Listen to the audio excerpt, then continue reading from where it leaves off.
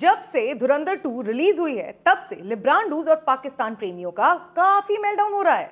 कोई इसको propaganda movie बोल रहा है और कुछ लोग तो बोल रहे हैं कि मूवी ही बेकार है। अपनी लास्ट धुरंधर वाली वीडियो में मैं इन लिब्रांडूज को बहुत अच्छे से एक्सपोज इसलिए नहीं कर पाई थी क्योंकि तब तक बहुत सारे लोगों ने इस मूवी को देखा नहीं था और मैं बताऊं कसम से मैं एक भी स्पॉइलर नहीं देना चाहती थी। पर अब क्योंकि इंटरनेट पे इसके सारे स्पॉइलर्स आ ही चुके हैं तो ये वीडियो मैं बनाऊंगी पूरे फैक्ट्स और एविडेंस के साथ और उन सब लोगों को एक्सपोज करूंगी जो इस मूवी को प्रोपेगेंडा बोल रहे हैं। और हाँ, वीडियो के एंड में इन सभी लोगों के लिए एक पंच लाइन भी है जिसको आप बिल्कुल भी मिस मत करना। Hi guys, I am Swanya and you are watching swan unleashed.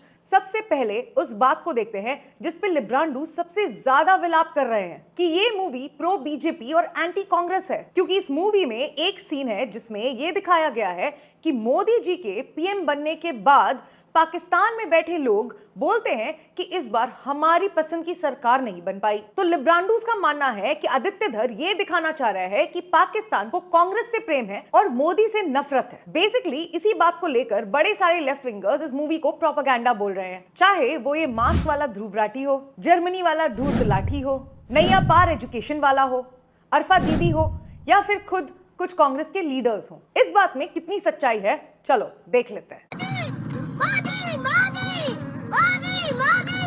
सबसे पहले आप पाकिस्तान के फॉर्मर मिनिस्टर फवाद चौधरी की ये क्लिप देखो। ये बहुत जरूरी है कि नरेंद्र मोदी इलेक्शन में शिकस्त खाए और पाकिस्तान में हर शख्स ये चाहता है कि नरेंद्र मोदी ये शिकस्त खाए और हिंदुस्तान और पाकिस्तान के ताल्लुकात तभी बेहतर हो सकते हैं। अब पाकिस्तान के फॉर्मर क्रिकेटर शाहिद अफरीदी की ये क्लिप देखो। ये बहुत ही गंदा किस्म का माइंडसेट है, गंदा किस्म का। ये उस वक्त तक रहेगा जब तक इनके बड़े यही हैं, ठीक है ना। इनके अच्छे हैं, जैसे राहुल गांधी की अगर मैं बात करूं, राहुल गांधी बहुत पॉजिटिव माइंडसेट वाला आदमी है। वो डायलॉग्स के जरिए वो हर एक के साथ चलना चाहता है, दुनिया के साथ। लेकिन ये टोटली पाकिस्तान, आई मीन के कमान यार, एक इजराइल काफी नहीं है कि तुम यहाँ पे इजराइल बनने की कोशिश कर रहे हो। और अब आप लश्कर-ए-तैयबा के सरगना हाफिज सईद की ये वीडियो देखो। मैं देख रहा हूं कि वहां बहुत बरखा दर जैसे लोग भी मौजूद हैं, बहुत अच्छे बात करने वाले भी मौजूद। अभी देखिए कांग्रेस में जो गुफ्तगू हुई है, कांग्रेस ने की है, बीजेपी से कहा है कि भैया आप पाकिस्तान पर इल्जाम मत दो। ये है पाकिस्तान का कांग्रेस से प्रेम। अब देख लेते हैं कांग्रेस का पाकिस्तान के लिए प्रेम। 2008 में पाकिस्तान की आईएसआई और लश्कर-ए-तैयबा ने मिलकर मुंबई में अटैक्स किए थे जिसमें 166 लोगों की मौत हुई और 300 से ज्यादा लोग इंजर्ड हुए। और हाँ, वैसे ये सिर्फ एक ऑफिशियल नंबर है, रियलिटी तो कुछ और हो सकती है। एनीवेज, 2010 में जब मुंबई अटैक्स को 2 साल भी नहीं हुए थे, कांग्रेस के मिनिस्टर एसएम कृष्णा पार्लियामेंट में खड़े होकर पाकिस्तान को $25 मिलियन देने की अनाउंसमेंट कर रहे थे। पाकिस्तानी हमारे लोगों को मार रहे थे, हमें जख्म दे रहे थे और हमारे देश की कांग्रेस सरकार पाकिस्तानियों को $25 मिलियन दे रही थी। As a more concrete assessment of the damage inflicted by this natural disaster and the urgent needs of people of Pakistan emerges, government has decided to increase the assistance to Pakistan from $5 million announced earlier to $25 million US.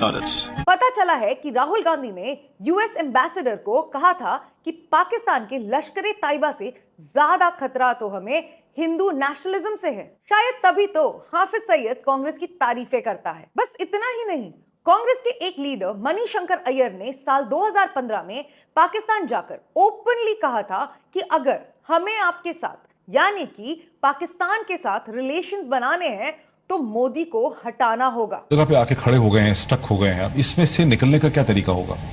हमें लिए है ये, इनको हटाइए। अच्छा, तो इनको तो आप ही हटा सकते हैं। तो इनको तो आप ही हटा सकते हैं। Quote unquote remove Modi and get us back to resume the dialogue. यही बात तो आदित्य धर ने मूवी में दिखाई है कि मोदी पाकिस्तान के लिए खतरा है। कांग्रेस गवर्नमेंट ने तो 1996 से पहले पाकिस्तान को मोस्ट फेवर्ड नेशन का स्टेटस तक दे रखा था। अब बताओ, इस सच्चाई को अगर आदित्य धर ने अपनी मूवी में दिखाया है तो क्या गलत किया है?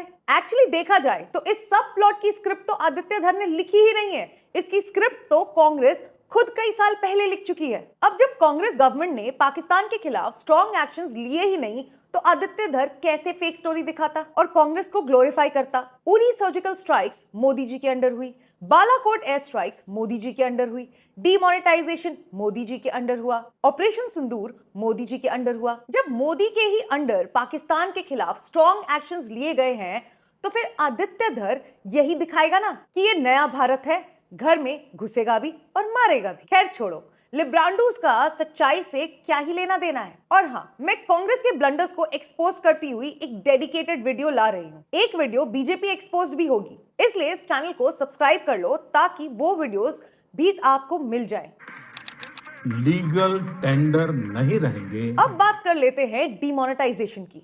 सारे लेफ्ट विंगर्स बोल रहे हैं कि आदित्य धर ने डीमोनेटाइजेशन को व्हाइट वॉश किया और अब तो बीजेपी भी डीमोनेटाइजेशन को मास्टर स्ट्रोक नहीं मानती। चलिए इसको भी देख लेते हैं एक बार। सबसे पहले आप डेक्कन क्रॉनिकल का ये आर्टिकल देखो, कैसे पाकिस्तान का फेक नोट्स का डॉन जावेद खनानी 4 दिसंबर 2016 को मारा गया और भारत में नोटबंदी 8 नवंबर 2016 को हुई थी। कि रात्रि को 12 बजे से 500 रुपए और 1000 रुपए के करेंसी नोट लीगल टेंडर नहीं रहेंगे। धुरंधर मूवी में दिखाया गया है कि जावेद खनानी आईएसआई के थ्रू 60,000 करोड़ वर्थ की इंडियन करेंसी के फेक नोट्स इंडिया में स्मगल करने वाला था। पर क्या ये सच है? इसके लिए आप पाकिस्तान की ही न्यूज एजेंसी द डॉन का ये आर्टिकल देखो, जिसमें ये लिखा है कि अमेरिका के स्टेट डिपार्टमेंट ने पाया कि पाकिस्तान का fake currency don Javed Khanani billions of dollars India में स्मगल कर चुका है। द मिंट के इस आर्टिकल के हिसाब से सिर्फ 2010 में ही 1600 करोड़ वर्थ के फेक करेंसी नोट्स इंडिया में आए थे। साल 2006 के बाद जावेद खनानी लगातार आईएसआई के साथ मिलकर भारत में फेक करेंसी नोट सप्लाई करता था। पाकिस्तान में 1000 रुपए का नोट बनाने की कॉस्ट सिर्फ 30 से 40 रुपए आती थी। ये नोट्स इतने रियल लगते थे कि इनको पहचानना मुश्किल हो जाता था, क्योंकि कांग्रेस सरकार ने इंडियन करेंसी नोट्स का कॉन्ट्रैक्ट डेलारू नाम की एक यूके बेस्ड कंपनी को दिया था और यही सेम कंपनी पाकिस्तान की भी करेंसी नोट्स छापती थी और फिर इन फेक करेंसी नोट्स को इंडिया में सप्लाई करके काफी मार्जिन कमाया जाता था। इसी मार्जिन से इंडिया में आतंकवाद फैलाया जाता था, यानी इंडिया की करेंसी इंडिया के ही खिलाफ यूज हो रही थी। और जब इंडिया में नोटबंदी हुए 1 महीना भी नहीं हुआ था कि कराची में जावेद खनानी ने आत्महत्या कर ली, या फिर हो सकता है जैसे मूवी में दिखाया गया है कि हमारे किसी धुरंधर ने जावेद खनानी को निपटा दिया हो। एनीवेज, डीमोनेटाइजेशन के बाद इंडिया में टेरर अटैक्स कम हुए कि नहीं, उसके लिए आप ये रिपोर्ट देखो, कैसे इंडिया में डीमोनेटाइजेशन के बाद हर साल टेरर अटैक सिग्निफिकेंटली कम हुए। इसके अलावा ये सब लिब्रांडू, स्पेशली ये मास्क वाला धूर्तराठी, अपनी वीडियो में गूगल से आर्टिकल्स दिखा रहा था कि आरबीआई ने खुद माना था कि 99.9% ब्लैक मनी तो एक्सचेंज हो गया था। फिर फेक करेंसी नोट्स कहां गए? देखो, ये हालात है इन सो कॉल्ड इंटेलेक्चुअल्स के। इनको ब्लैक मनी और फेक करेंसी नोट्स में फर्क ही नहीं पता। अबे चमन झींगो, ब्लैक मनी उसे कहते हैं जो टैक्सेशन के अंडर नहीं आता। लोग टैक्स बचाने के लिए पैसे को छुपा के रखते हैं। ये रियल करेंसी ही होती है, ये कोई फेक करेंसी नोट्स नहीं होते। और अब आप ये टाइम्स ऑफ इंडिया का आर्टिकल देखो, 2016-17 में 7,62,000 काउंटरफीट नोट्स यानी फेक करेंसी नोट्स डिटेक्ट हुए थे। एनीवेज, लिब्रांडू से क्या ही एक्सपेक्ट कर सकते हो, जिनको ब्लैक मनी और फेक करेंसी नोट्स के बीच में फर्क ही नहीं पता। और हाँ, अभी बीजेपी इस पे ज्यादा बात इसलिए नहीं करती क्योंकि लोगों को डीमोनेटाइजेशन से काफी स्ट्रगल करना पड़ा था। शुरू में तो बीजेपी ने बताया था कि उन्होंने नोटबंदी पाकिस्तान टेरर फंडिंग को रोकने के लिए की है, लेकिन बाद में वो लोगों तक इस नैरेटिव को पहुंचा नहीं पाए और ऑपोजिशन एक एंटी नैरेटिव स्प्रेड करने में सक्सेसफुल हो गई। लेकिन एक नैरेटिव से सच्चाई थोड़ी बदल जाती है और बस यही सच्चाई आदित्य धर ने दिखाई है मूवी में। अब बात कर लेते हैं आतिक अहमद की, जिससे इंस्पायर्ड आतिफ अहमद नाम का कैरेक्टर जो पाकिस्तान की आईएसआई से लिंक्ड था और आईएसआई सबप्लॉट की वजह से समाजवादी पार्टी को बहुत तकलीफ हो रही है। आतिक अहमद समाजवादी पार्टी का लीडर था जो कई बार एमएलए और एक बार एमपी बन चुका था। आतिक अहमद पे पहले इतने सारे क्रिमिनल केसेस थे कि अगर मैं उन सबको बताने लगूं तो ये वीडियो कई घंटों लंबी हो जाए। आतिक अहमद का यूपी में इतना खौफ था कि कोई भी उसके खिलाफ गवाही नहीं देता था। कुछ रिपोर्ट्स के अकॉर्डिंग जो पुलिस वाले उसको अरेस्ट करते थे वो अपनी नेम प्लेट छुपा देते थे। आतिक अहमद एक गुंडा था जो कई गैर कानूनी धंधे करता था। और अब आप लिब्रांडूज की favourite news platform the Hindu का ये आर्टिकल देखो, जिसमें लिखा है कि पुलिस कस्टडी में आतिक अहमद ने ये खुद एक्सेप्ट किया था कि उसके पाकिस्तान की आईएसआई और लश्कर तैयबा के साथ लिंक्स थे। अब यही सच्चाई आदित्य धर ने अपनी मूवी में दिखाई है, जिससे समाजवादी पार्टी को प्रॉब्लम है।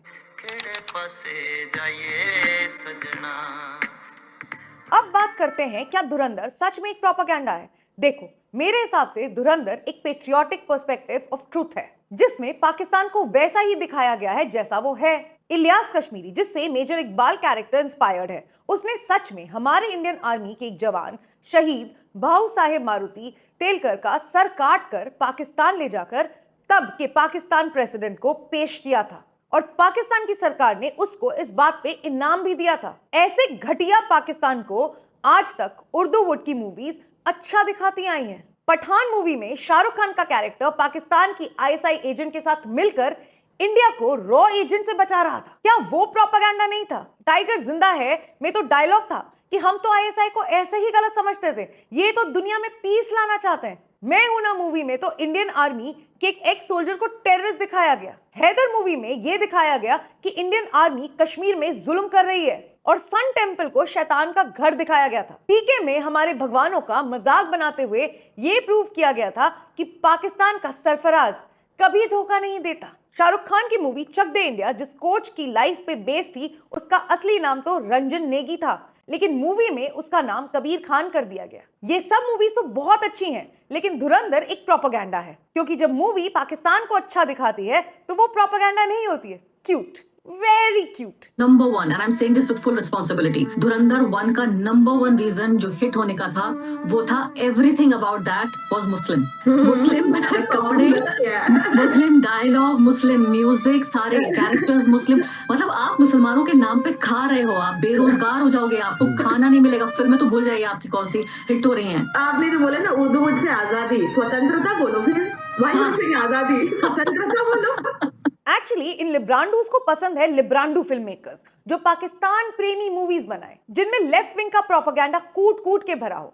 आप ये एक left wing fake news platform the Quint का धुरंधर 2 का रिव्यू देखो। लिखा है, many incels online and bhakts would believe that there is nothing more masculine and honorable than lying one's life on the line of nation। यानी भक्त ये मान लेंगे कि देश के लिए जान देना सबसे बड़ा सम्मान का काम है। तो क्या है इससे बड़ा सम्मान?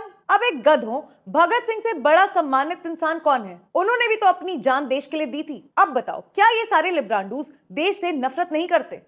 इनके हिसाब से जितने भी हमारे आर्मी के जवान या लोग शहीद हुए हैं वो सब इंसेल्स हैं, लेस मैस्कुलिन हैं। आप लिब्रांडूज के फेवरेट विशाल डडलानी को देख लो, जो पाकिस्तान की anti India agent Safina Khan के साथ खड़ा है। अब देखो, ये एजेंट भारत के तिरंगे पे खड़ी है। इन एंटी नेशनल लिब्रांडूज को विशाल डडलानी जैसे लोग पसंद है, आदित्य धर जैसे नहीं, जो नेशनलिस्ट है, पेट्रियोटिक है। आदित्य धर को भले ही बॉलीवुड से उतना सपोर्ट ना मिल रहा हो, लेकिन साउथ के कई सुपरस्टार्स ने धुरंधर 2 को अप्रिशिएट किया है, चाहे वो रजनीकांत हो, अल्लू अर्जुन हो, महेश बाबू हो या फिर ओजी फिल्म मेकर SS राजामौली हो। इन सबको धुरंधर 2 धुरंधर 1 से भी ज्यादा बेहतर लगा है, लेकिन कुछ लिब्रांडूज कह रहे हैं कि पार्ट 2 उतना अच्छा नहीं है। ये लिब्रांडूज चाहे कितना भी हल्ला मचाए, हम नेशनलिस्ट को आदित्य धर जैसे फिल्म मेकर्स को सपोर्ट करना चाहिए, क्योंकि एक आदित्य धर ही है जिसने उर्दू वुड के 70 साल के प्रोपेगेंडा को सिर्फ 2 फिल्मों से चकनाचूर कर दिया है।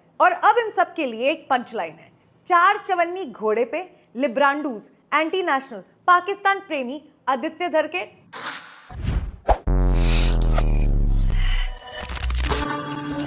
वीडियो को लाइक कर दिया आपने? नहीं किए ना? अब थप्पड़ पड़ेंगे आपके।